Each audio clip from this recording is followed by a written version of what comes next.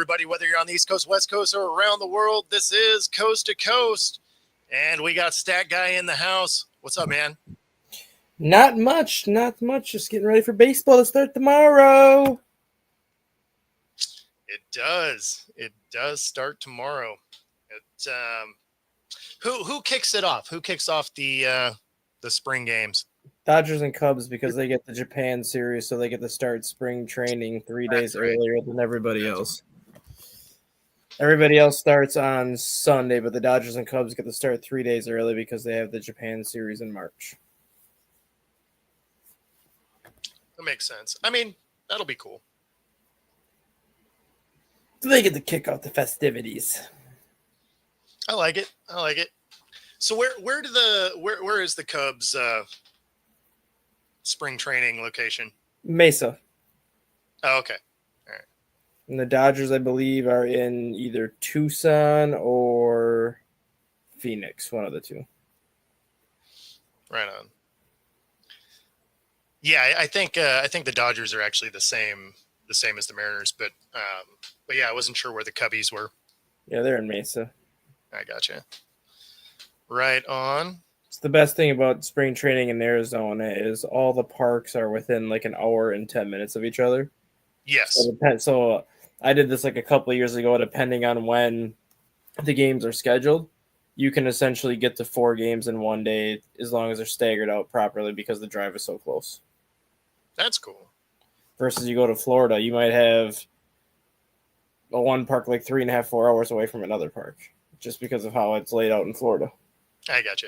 Oh, I think maybe the Dodgers aren't in the same one because as I recall, the Mariners Peoria.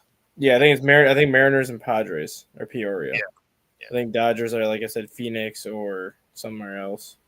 I gotcha. So I figure we start today off with some NFL, but have a little fun with it because we know who our new coaches are around the league. Oh boy. So here we go. These are the new coaches for this year or for this coming season rather.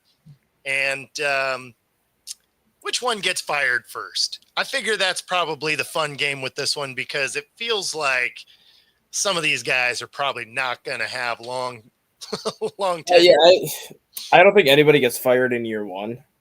Like we saw with Frank Wright in Carolina, I think everyone's at least given the first year, especially Schottenheimer and Kellen Moore, because of their cap situation. Those two. So Schotty could get fired after 1 year. He could, but I don't see it happening because of the cap. If it is a dumpster fire year. Yes, then yes. Like if they're a 5-win team somehow, he gets fired. I think, honestly, Liam Cohn is the first one to go. Just because Liam Cohn, Liam Cohn's press conference was priceless. Let's just say interesting, to put it lightly. It was priceless. I think Liam Cohn is the first one to go. I think Schottenheimer would be second, based just because of all the pressure that it comes to win in Dallas. Where if you're not showing signs of improvement in year 2, you're probably gone. Yep. I think Carroll's third, but not for the same reason. I think Carroll retires. What's happening, Trav? What are you talking about? That Duval was exactly Duval is a question. It's a question. Yeah, I think Carroll would be third on that list because I think he retires. I don't necessarily think he gets fired. I think he retires before he would get fired. And then, okay, depending on what happens with like Kellen Moore and whatnot, but I think Ben Johnson and Mike Vrabel have the chance to be the ones that at least make it through the duration of the contract. Yeah, I think Vrabel's going to get a real shot, and he should. I mean, but realistically, so should Kellen Moore because of the cap situation. For sure. No, so you missed the first part because I said Schottenheimer is the first one out.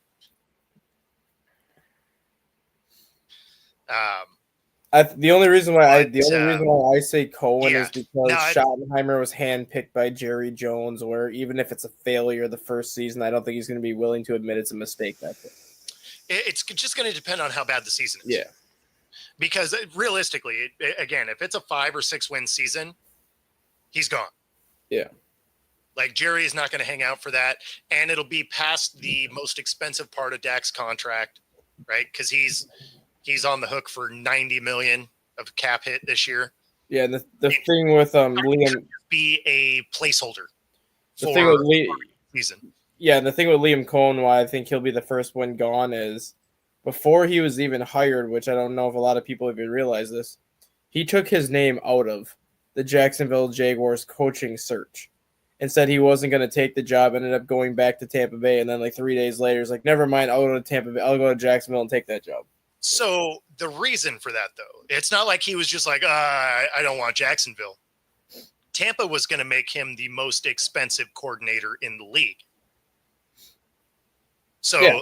So of course you're going to go back. Like if your contract conversation isn't going the way you want, and the team you were with is like, hey, we will give you the most money of any coordinator in the league, I'm going to entertain that. Yeah. Right. You're just like, okay, this isn't going quite the way I wanted.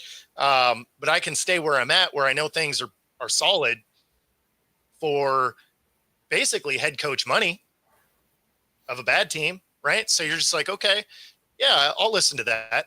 And then the Jags had to come back and, push that number a little bit. So, I mean, I can't really hate on the way he got there. And in fact, I wouldn't have even really thought anything of it except for his Duval opening. Cause you're just like, man, that is rough. If you just never seen TV ever, like, yeah. or been in the building for fans, or like it was funny. I think the biggest, hopefully that's the low spot. I think the biggest wild card on this list though is Aaron Glenn, just because he said once he got the job, like the only job he wanted was the New York Jets job because he played with the Jets for 13 or 14 years in the 90s.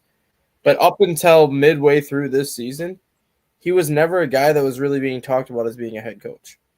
And all of a sudden, the second half but he was like a second tier. Yeah, but all of a sudden, like this once we got to like that December, and you started to see the injuries of the Lions start to pile up, and then all of a sudden he has that great defensive game plan against the Vikings in Week 18, and all of a sudden he went from being a tier 2 candidate to being like, we want to interview this guy and see what he has. Like it just came like out of nowhere to go from like a tier 2 to the tier 1. So I disagree with that. It didn't come out of nowhere because he continued having great defense as more and more guys hit IR. So, I mean, the Vikings game pushed it over the top for sure, but he was becoming a real conversation about Week 12 because he had 13 guys on IR on the defensive side of the ball, and he was still putting out a top defense. So, I mean, and be like, you look at the rest of the list though. Like Ben Johnson was being talked about last couple of years to be the head coach. A lot of people thought he was going to get the job last year. Pete Carroll, obviously proven pedigree. Mike Vrabel, proven pedigree.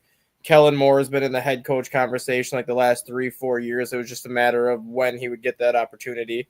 Brian Schottenheimer was mentioned in head coach searches before he got this job the last couple of years. Aaron Glenn was kind of that one where it's like, yes, he's been mentioned, but not like as serious as some of these other candidates until we got to like week 12, week 13, like you said.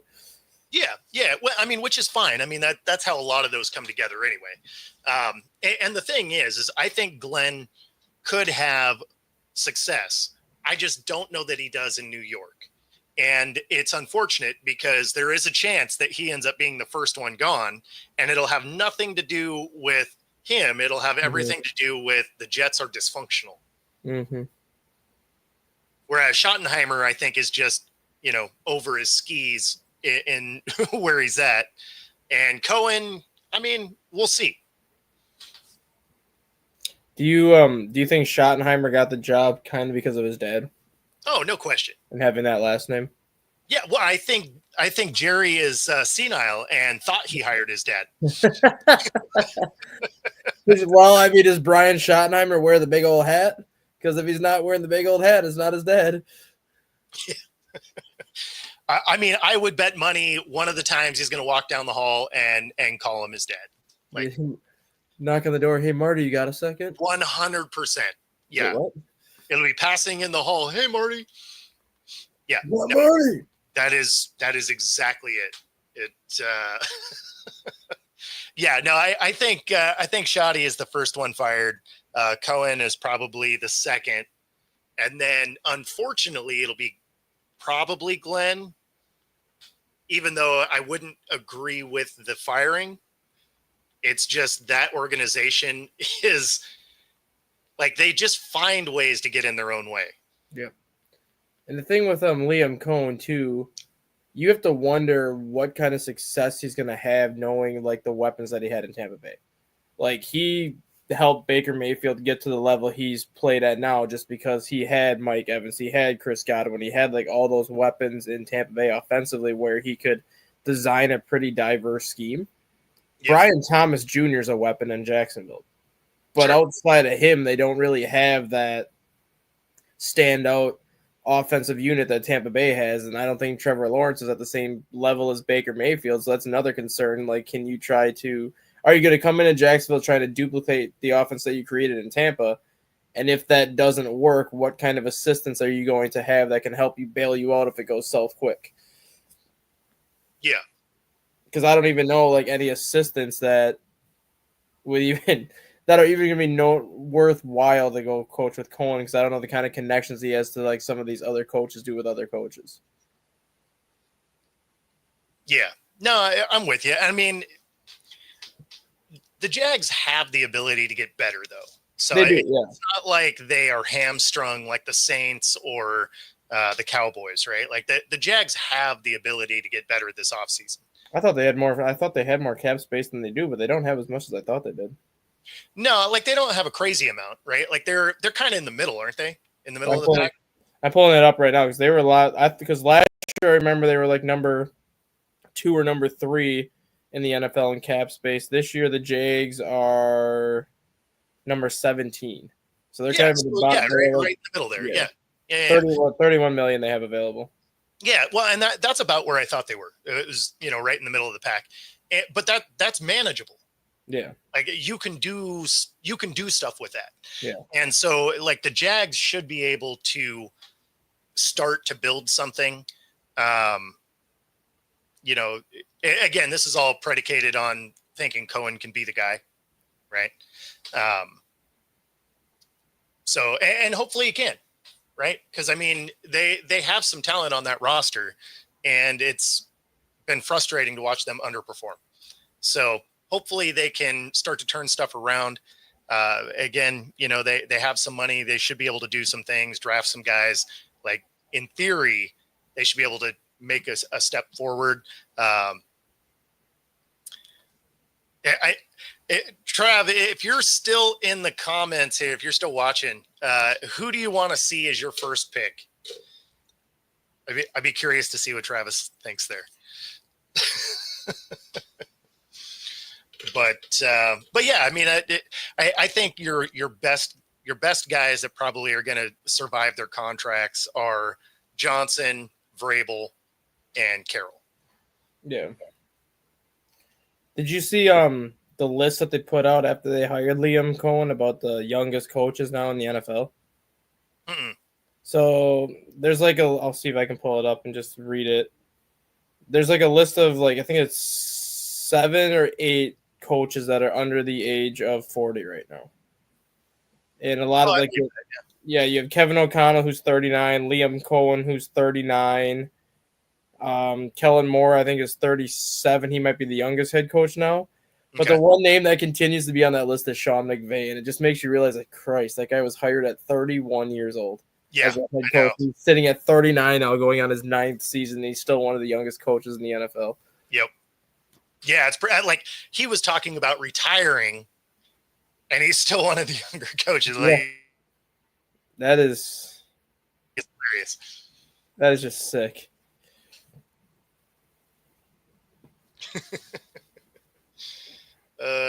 Pretty great.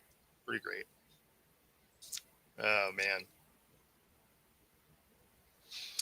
All right. Good enough for the NFL.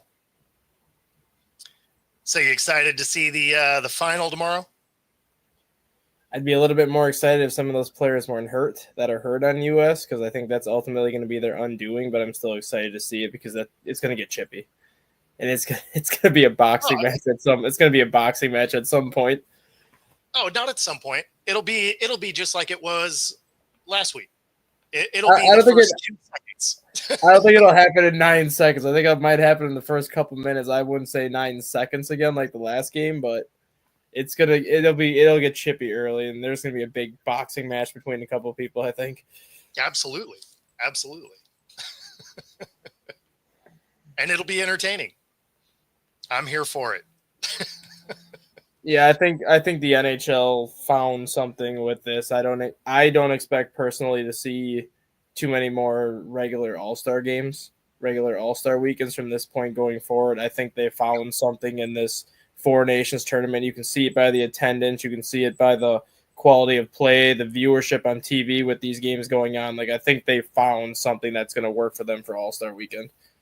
Yeah, well, I mean, at the end of the day, it's because the players care about this, and they were not caring about the All-Star game anymore. It was something that was starting to slide. Obviously shooting was still really good, but the defense started to fall off. And I mean, that's something that's killed every single All-Star game. Yeah. Whether it's called the All-Star game or the Pro Bowl or anything, soon as the defense leaves the game, there's no reason to watch. Like I don't in basketball, I don't need to watch a shoot around, right? Because nobody plays defense. Or, with hockey, they were still playing a little bit, so I wouldn't say it was total trash, but the NHL was getting ahead of it. They're like, we see the trend. We watch the NFL destroy theirs. We watch the NBA destroy theirs. We don't want our product to fall off before we make this shift. Like, I wouldn't mind if they still had like an All-Star weekend, because there's, I think, 5 or 6 days from like that last NHL game to when the first Four Nations face-off game happened. So I wouldn't be opposed to having an All-Star weekend where you just do strictly the skills, like the fastest skater, the hardest shot, and things like that. And then you have like another like 2 days off before the Four Nations face-off begins, because then the people that made the All-Star game or made the All-Star weekend can still enjoy that weekend. They can showcase their skills and do that aspect. And then they have the group that goes to the Four Nations face-off, and the rest of them just go back to their respected cities and hang out for the next 14 days while that tournament goes on. Yeah, I mean, that would be fine. Like that's true with all of them, though. Like the skills challenges are always entertaining, right? For the NFL, the Pro Bowl, right? I watched the quarterback skills challenge because those are always kind of fun to watch. The NBA, I didn't watch any of it. Like I looked at highlights, but it's like, okay, you had McClung go and dunk, which is the only thing they use him for. And then the rest of it was a huge waste of time. So, yeah.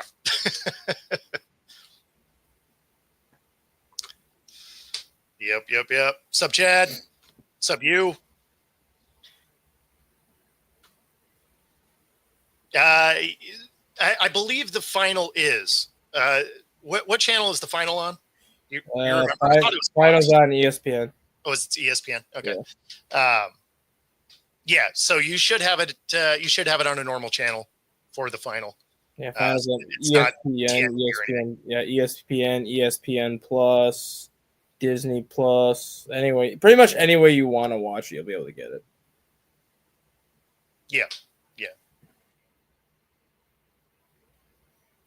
But normal broadcast TV, that's the main thing. Yeah. Because not all cable situations have TNT, right? So a lot of people miss those games. Yeah. But TNT. Mm-hmm. Good song.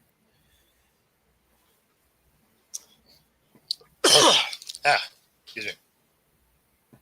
But yeah, no, I'm looking forward to it. Should be a fun game. It'll be boxing with a side of hockey, so it should be good times. Plus, Canada's be coming in mad because they did not like how that first game went down. Well, they did not only that, but they did not even look good against Finland then in the next game. Like they won 5-3, but they were up 5-1 at one point. And all of a sudden, they let Finland start battling their way back in the fourth period to make it a 1-goal game before Canada got an empty netter late to make it a 2-goal win. It's like Canada has not played really well outside of that first period of the opening game against Sweden. Yeah. Well, and that's why I'm not that worried about the injuries for the U.S. team. I think it'll be a little more even this time. Yeah. So, I mean, injuries are a bummer, but, I don't think it's going to be quite the game that they had before. I think this is going to be a very close finish, which, I mean, that's what you want in a championship game anyway. Exactly. And I'm just happy that they put this game in particular in the United States as opposed to Canada, just because the first round was in Canada. So my biggest fear heading into the tournament was all the games are going to be up in Canada, and it's going to just be like that home crowd for Canada in the final, just engulfing the Americans. But now that Canada is going to travel well, just because Boston is still close enough where they're going to get people from Canada to go. But I think the crowd's going to be a lot more balanced now. The crowd's going to be a lot more balanced now, so you're not going to just have it completely dominated by Canada. I don't know if they care.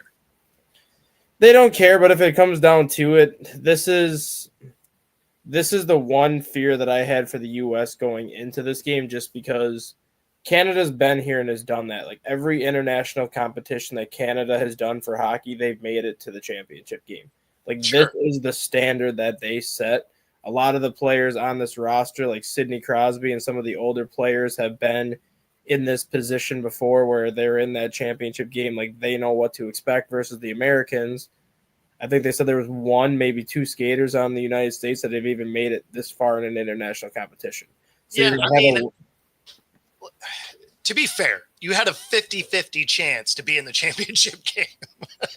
No, but it's just like the pressure of the pressure of the situation, like being there and not like getting too tight if something goes south, like within the first couple minutes. Like you have a team that has the experience where if they fall behind early in a big game, I don't foresee that being that big of an issue. But I still think U.S. wins. Yeah, again, I don't think you're running into that too much in this, because it's not like there's really anything riding on this, right? Like this is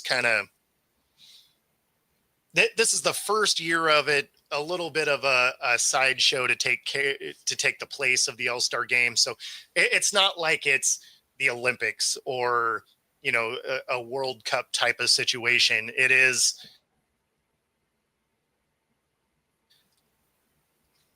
they're trying something out. So I don't know that you're going to have quite the same pressure, even though it is a championship game. Yeah, I do think don't get me wrong, the players want to win. Yeah. I'm not saying that. I do think the U.S. wins. I think it's going to be an overtime win. I don't think it's going to be like a 3-1 game like last time, and I'm not going to be surprised at all if it's like a 5-4, 4-3, like high scoring, lay it all out on the line, just hammer each other, and just fire away the whole game. I think it'll be like a 4-3, 5-4 overtime win. Okay. Yeah, no, for a championship game, give me that Buffalo Wild Wings remote every time. Like I'm in.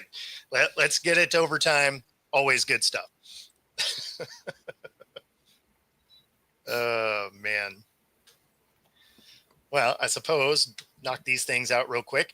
If you're watching alongside us right here, you can use the QR code on the screen and bet on that NHL final. That up to 125% of your first three deposits, 10% bet guarantee if you guess the wrong side. Like if you bet for Canada, you may have to use that 10% bet guarantee. But use the QR code there, sign up, and bet right alongside us here on Coast to Coast. And if you are on the Pacific Northwest, you can use this QR code here. Free 5-day pass at any of the 3 locations: Bellevue, Ballard, University Village, up True Fusion Gym, Pilates, boot camp, yoga, and more. Find your edge at True Fusion Gym. All right. Yeah, I'm ready for some the return of sports. This is always a tough week because football is done. You don't have a lot of free agents that have been cut yet. Although, there's some that are probably fairly imminent. Yeah, Basketball is doing whatever basketball does. they returned tonight. Yeah, no, exactly. But I mean, it's but like, do they? Who cares? Oh, so that was the question I was going to ask. Now that you brought that up, Yeah. Obviously the MLB. Well, no, actually the MLB is so NFL is different because of when the Pro Bowl is. The Pro Bowl is after the regular season is over. Yes. Major League Baseball, you have the All-Star break in the middle of July, and then the trade deadline's like 2 weeks later. Yep. When it comes to the NHL and the NBA, they have their trade deadline before the All-Star game, and then after the All-Star game, the season continues. Yep. You like that idea? Do you think the NBA and NHL should go with the MLB way and have the All-Star game first, and then the trade deadline after?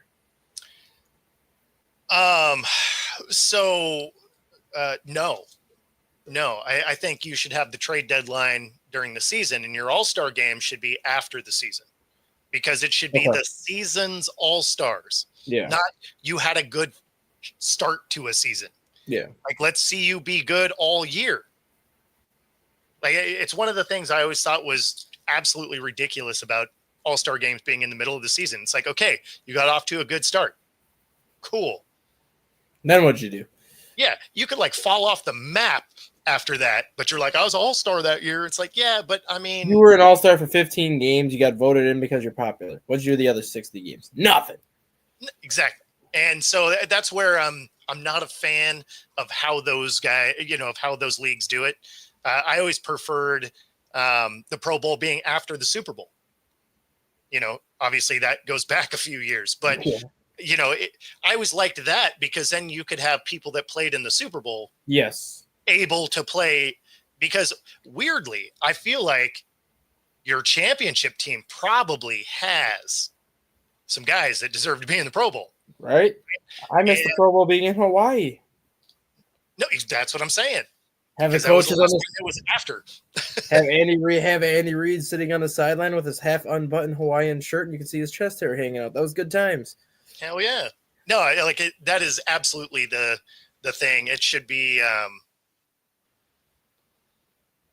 yeah, I don't know. It should be after the season. I don't know why all the other leagues do it in the middle of the season. If you were great in the first half, that's awesome.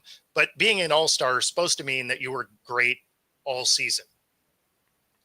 So, Yeah, agreed. Yes, aloha. The other thing too that I know I'm going to be on the minority in this, and I kind of don't care about that, but the other thing that I kind of wish they would do away with, which I know it's never going to happen, I wish they would just do away with a trade deadline altogether. And if you want to trade for a guy late, because if you have injuries late in the season, okay, there's not many free agents that are going to be available late in the season for you to fix your roster. Yeah. So I mean, I wouldn't. You know how ridiculous the salary cap manipulation would become at that point. That's why those guys get paid the money they get paid. That's why those guys get paid the money they get paid. Figure that crap out. Yeah, no, I'm not a fan of that. It like I like having a trade deadline. I don't want to see my team that feels like they're down, in the last 3 games. They're like, we're not going to be able to get there, and they just like fire sale their team and are just completely just not competitive at all. You can still put rules on it, like if so and so acquires a player past like a specific date, that player is not eligible to be on your playoff roster. Like they already do that. You can have it set up where like if a player is acquired after March 10th, then they can't be on your playoff roster, which then pretty much all trades are going to be done by that point among contending teams. But if you have like a team that's like rebuilding and a team that's like in the draft lottery, maybe they want to trade for somebody on March 10th to see if they can end up being like a piece that they want to use in the future going forward. We'll take like the Denver Nuggets, for example, before Nikola Jokic became what he was. First 2 years in the league, he was kind of a low-level bench player that was just on the bench because he was drafted 59th out of 60.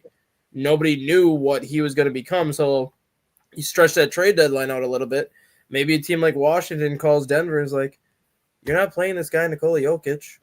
We don't really have a big. We'll give you this person for Jokic, and we'll see what he can do. And then all of a sudden you find out what he can do. No, like I'm with you. Like I get where your argument is. I like knowing the roster. You know, so I'm good with where the trade deadline is. They already moved it back a week anyway.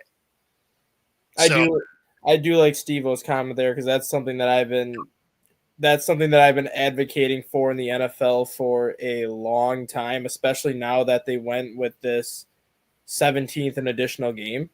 Just make week 9 or week 10 the universal bye week for everybody. Yeah, they're never going to do that though. I know, but that like have them play 9 games. You all get your universal bye week in week 10. You come out the bye week, you get 7 or 8 more games. However that works out. Yeah, so they're not going to do that for TV contracts. Oh, I know that, but that's something that I wish the NFL would do because I hate having a team with a bye week in week 4. And then you can have another team with a bye week in 13. It's just like it makes no sense how you stagger these out. I feel like they could achieve the same thing by exactly. I think they could achieve the same thing by having like week 8, 9, and 10 as bye weeks. Like you could get everybody in those, and you still have games being played. So you could satisfy the TV contracts. Let's just say let's just everybody be kind of in the middle. Let's just say week 8 through 11, and you just pick 2 divisions. Just pick 2 divisions to be off in week 8, whether it's the AFC West, AFC East. Those 2 divisions get off week 8. Week 9, you have 2 more divisions off. Week 10, you have 2 more divisions off. Week 11, you have 2 more divisions off. Then everyone's that's exactly it. Hey, Steve-O, let's be honest. We don't even want to watch the one Pro Bowl. Like it has become such garbage. We definitely don't need a second one.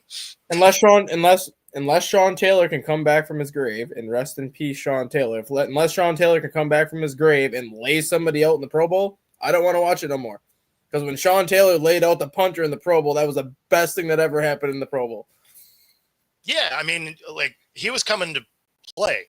He was coming to hit somebody. The punter didn't realize that a freight train was coming down the sideline. Yep. No, he came to play football. And it's why the Pro Bowl had become unwatchable anyway. And now it's flag football, which flag football on a 40-yard field, not even like a full field. Yeah, I can't do it. Like I'm good. Like if you're going to play flag football, use a 100-yard field. Like you're putting these players on a 40-yard field where a quarterback can literally just like flick his wrist and that ball's going to go 50 yards. Like the 40-yard field for these players is so stupid. Well, and even with that, I mean, you were watching guys not even trying to grab the flags. Yeah. They're just like, oh, I missed. And it's like, I mean, you can't even kind of play defense in flag football. Like, what are we even doing right now? Just get rid of the thing. Just say, hey, you know what? You got voted to the Pro Bowl. And do the skills challenges and call it a day, because they stopped playing football years ago. Now it doesn't even resemble anything that's remotely watchable. I would rather watch a Madden tournament over the Pro Bowl. No question. Yeah. Have the people that get voted into the Pro Bowl do a Madden tournament against each other. That would be funny. That would be cool because you can have all the players like smack talking and all that too. And I'm like, see, this works. You're still having a Pro Bowl game. You're just doing it a different way. Yeah, no, like that I would watch. I think that would be funny.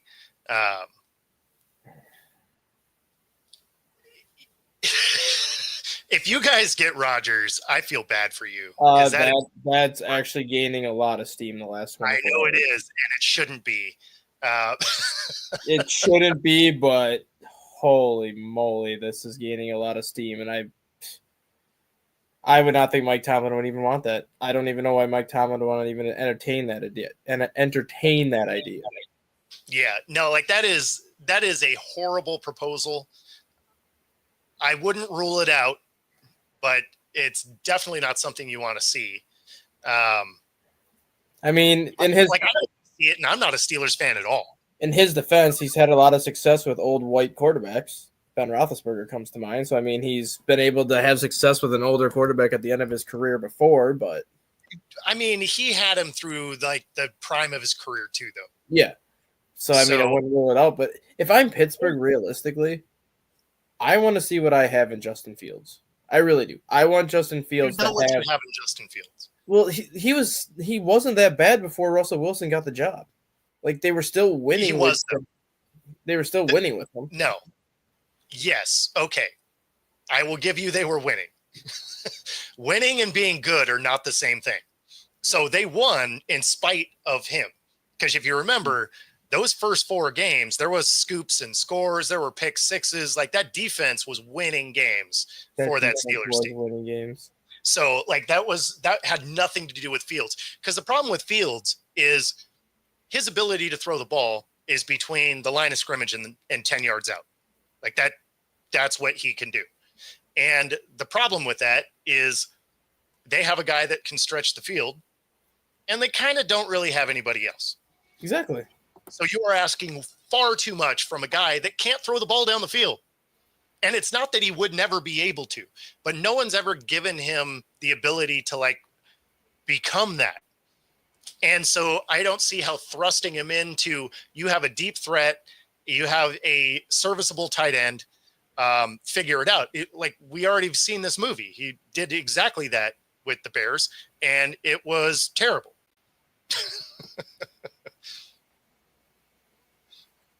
Now, having him back in the building, I get, right? Like if you can actually like bring him to be what his talent could be, then that's awesome. But to just shove him out there next year is not going to be the answer. Because again, those games that he won early, he was on the winning team. He didn't win those games. Like that defense won those games. Because if you go back and look at what, if you go back and look at, the points they put up, it's not like they were lighting the scoreboard. No, they weren't at all.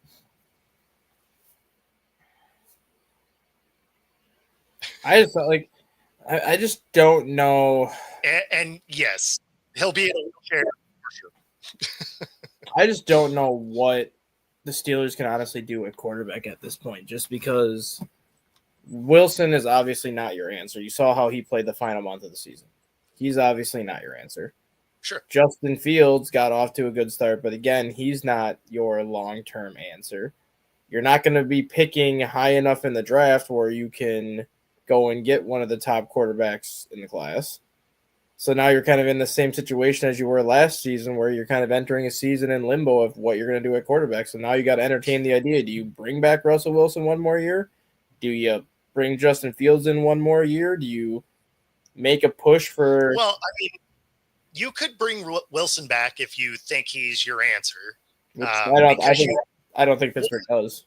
Well, I don't think they do either. But I mean, if you liked what he was able to do to some degree, he still has a huge cap hit for Denver next year. So whoever gets Wilson gets him for free this next year also. So, that'll be like they could bring him back really cheap. Maybe they draft a guy. I feel like in that scenario, you have to move on from Fields, though. I could see them making a play for a prove-it deal for Darnold.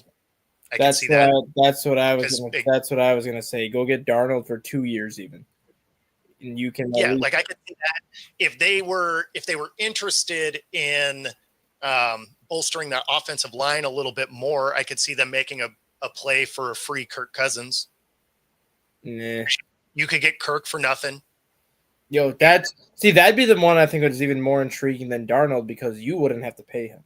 You would, but you wouldn't. You'd still have to pay him like $4 million or whatever you're going to pay him to bring him in. But then Atlanta's on the hook for everything else. It'd be similar to Russell Wilson last year where the Steelers paid him $2.5 million, but the Broncos were paying him the $40 million that he was owed. So like that, the Kirk Cousins one to me is like you trade for him. Well, I think so. Oh, you wouldn't even have to. So I think Atlanta's just going to release him anyways and just eat whatever they have to eat left. But No, Yeah. or you give up like a fourth or something, which who cares? Yeah. But no, that one makes sense. I could see Cousins if you bolster that offensive line a little bit to give him protection because he has to have it, Mhm. which you would have to do for Darnold also, because we've seen what happens when the line breaks down in front of Darnold. So The other, like you either one of those guys, they got to get protected. You could bring Wilson back because again, you would get him for cheap for a second year. yeah. Yeah, there's options for the Steelers. The Steelers will be intriguing for sure. Yeah, so Milroe's interesting, man. I'm not sold on Milroe. This season, he was a disappointment in my opinion. This season, he absolutely was, and he was a huge disappointment at the Senior Bowl. Yeah. All week, like he couldn't connect with guys without a defense, and not like mock defenses, like route tree running. He missed guys, so Milroe probably hurt himself at the Senior Bowl more than anything, because all of the bad things you saw towards the end of the season is exactly what you watched all week in practice and then during the game. Like it was a bad look. So I don't know if you really want Milroe, but you do have to try and make a decision for sure. Manning, that's an interesting comment because he's still a little ways out. So you got a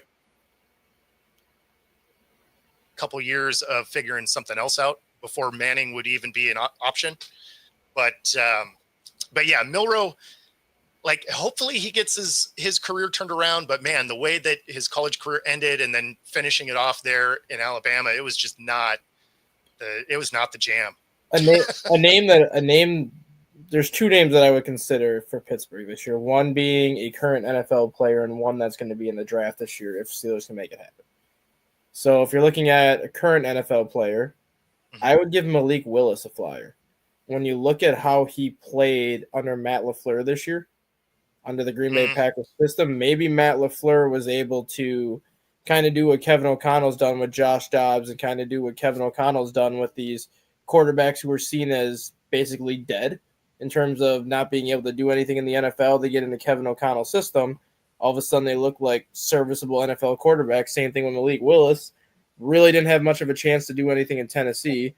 They gave him to Green Bay for nothing. He gets into that Matt LaFleur system and actually shows that you were a second-round pick for a reason. Like, you have an arm, you have accuracy, you can run a little bit. He's only 25.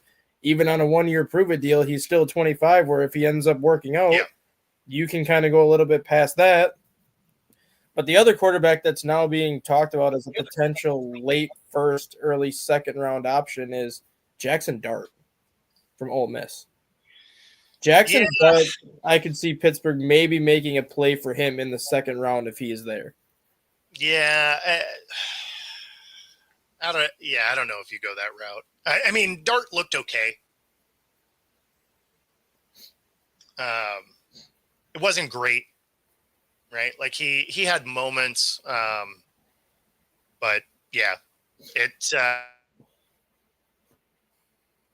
so this is obviously a Niners fan that wants the Seahawks to fail.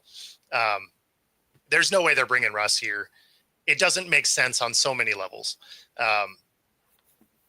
Like the biggest one is the Seahawks have a bottom 5 offensive line. And we know what Russ is without an offensive line. And he's not as elusive as he once was. So now he just gets sacked. So that would be absolutely terrible. Again, I think that's more of a Niners fan trying to troll because, there's really no reason to do this. Geno's contract is still one of the cheaper ones that, bang for the buck. He is severely outperforming what his contract is. So, I mean, I don't know why you would move on from Geno in that moment. And yeah, actually Geno would be great there. I mean, the thing is Geno through this last season was in the bottom 4 of time to throw, right? So our offensive line was just letting people through. He was either the first or second most hurried quarterback almost all season. And so the fact that he didn't throw more picks is actually kind of surprising because he was running for his life all the time. So and I'm not a huge Geno, guy. I just like there's some basic physics that says if your guy is laying in the grass or running for his life, he doesn't throw as accurately. I don't care who you are. You could be the most elite dude to ever strap up. And if you're running for your life, I bet your throws are not dimes every time. Exactly. So, and then people were getting on Geno because he's like, oh, he's making bad decisions in the red zone. Well, when you have an offensive line that lets everybody through, and now you have a condensed field, anything that's a tight window is now a tighter window. So the opportunities for picks to go up in the red zone with no offensive line go way up. Pretty sure we watched Patrick Mahomes fail miserably when both his tackles went down in a Super Bowl against Tampa Bay. And then we watched him fail miserably again when his offensive line decided they didn't want to block. For sure. But it kind of proves my point. Everybody looks at Mahomes as the most elite guy out there, but you give him a trash O-line. Mm-hmm. He's just a guy. That's it. So the Geno hate, especially within the Seattle fan base, is wild to me. Do you think Jameis Winston would be a fit in Pittsburgh? Because I'm not a Steelers fan, I hope that happens. Still mad about Super Bowl XL. I'm just saying. Do you think that Jameis Winston would be a fit in Pittsburgh?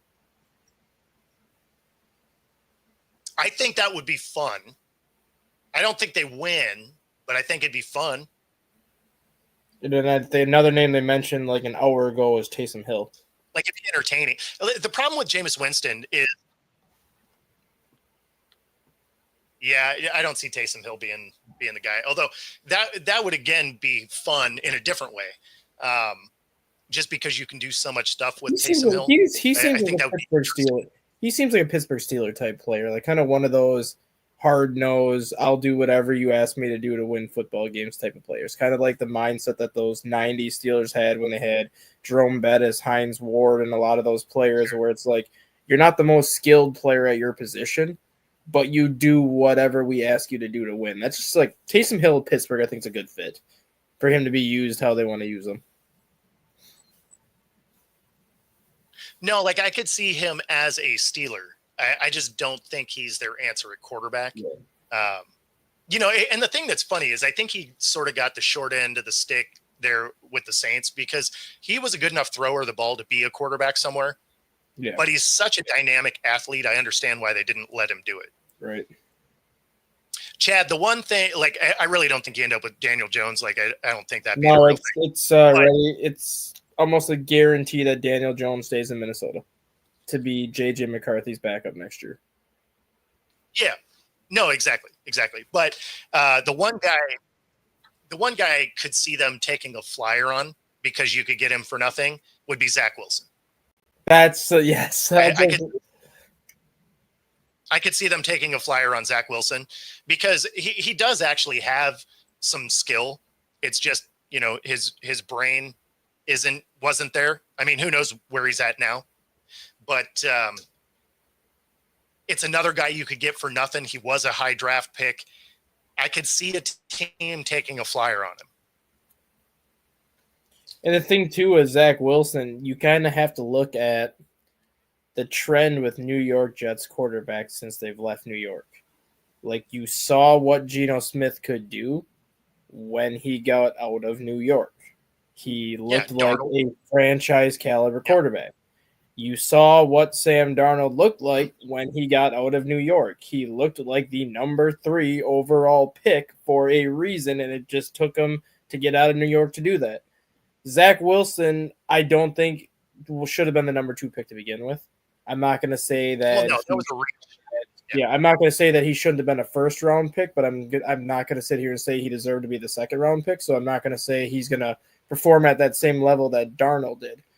But if Zach Wilson comes out and performs similar to what Geno Smith did his first year in Seattle, that's another quarterback that basically shows you that if you don't get drafted to the right system, it doesn't matter how skilled you are coming out of college. If you don't have the weapons around you, your skill set ain't going to matter. Yeah, so he's not going to come out and do what Geno did his first year, but I could see him doing what he did maybe this year. Yeah. With that defense would work.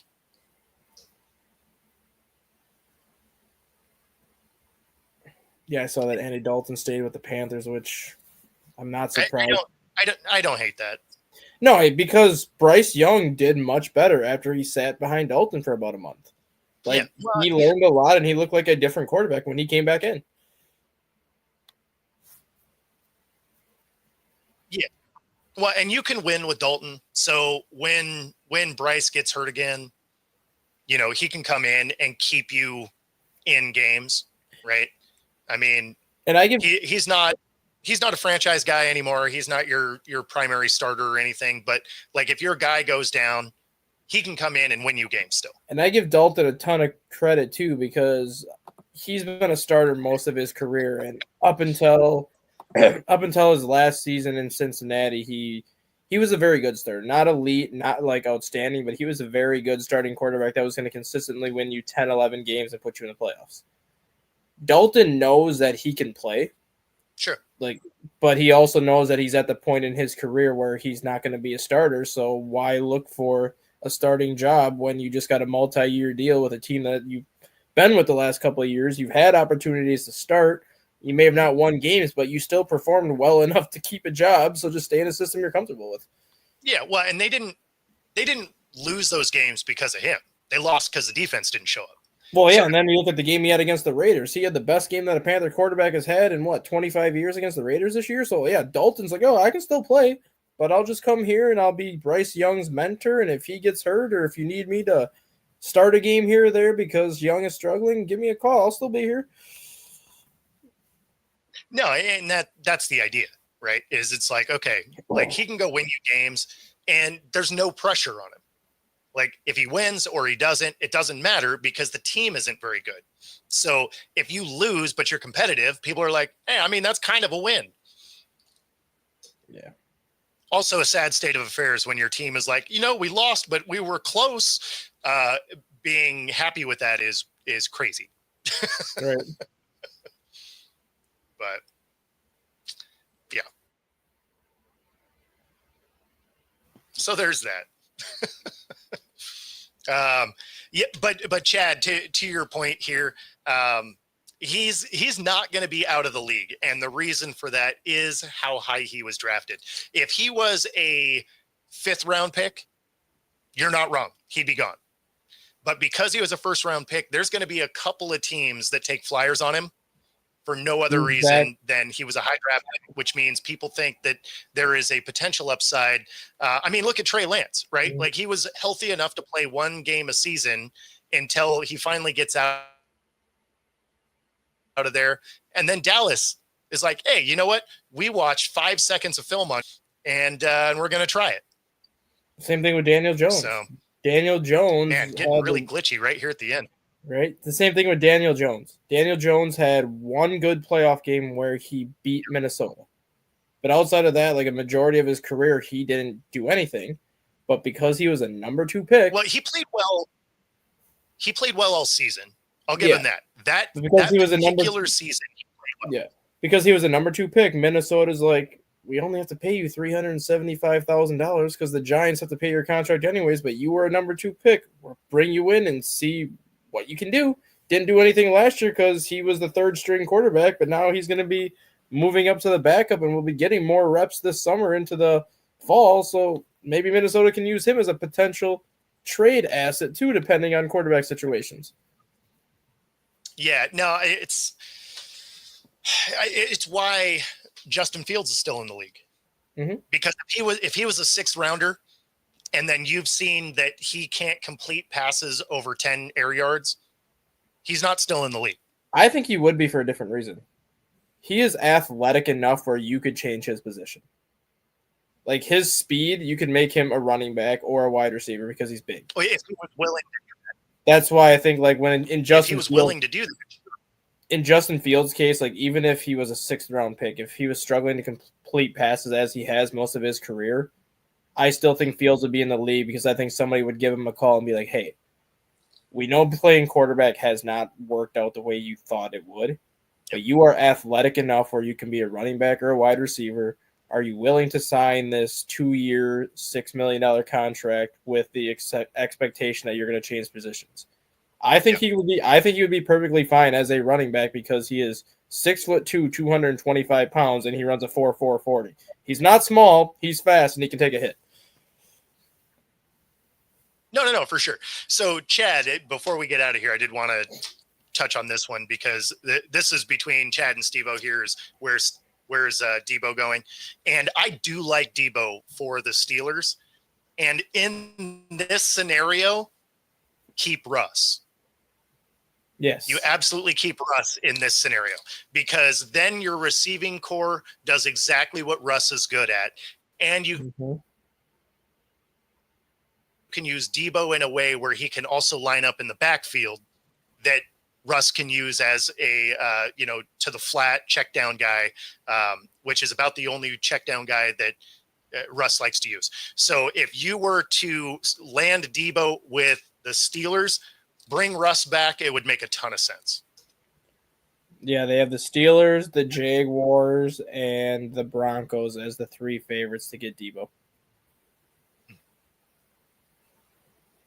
Yeah. I mean, we'll see. I do like I would like that fit. I would like that fit. That being said, that gets us to the top of the hour. If you're watching on YouTube, be sure to like and subscribe. Helps us bring our content to you. If you are watching on Roku, stay tuned for the next hour. Otherwise, we're going to get out of here. We'll see you all tomorrow. Take it easy, everybody.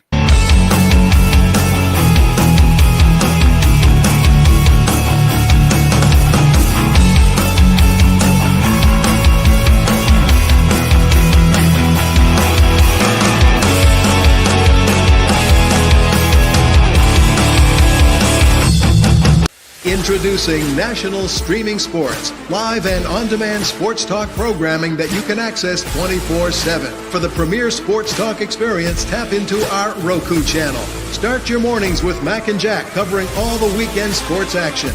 Then pour a cup and enjoy all the sports you can drink on the Coffee and Sports podcast. At midday, talk sports from east to west on the Coast to Coast podcast. Followed at night by some hot girl talk with Prim and Proper Sports featuring Sonia Pearson. Talk boxing on the Gloved Fist. Yankee fans tune in for Start Spreading the News. And there's more on the College Sports Huddle and Sports Scope with Robert Butler. There are 20 podcasts in all and 70 weekly shows giving us a 3.4-star viewer rating. To find us on Roku TV, search for National Streaming Sports on the Roku search bar. Click on the logo and you're in. National Streaming Sports, live and on-demand sports talk.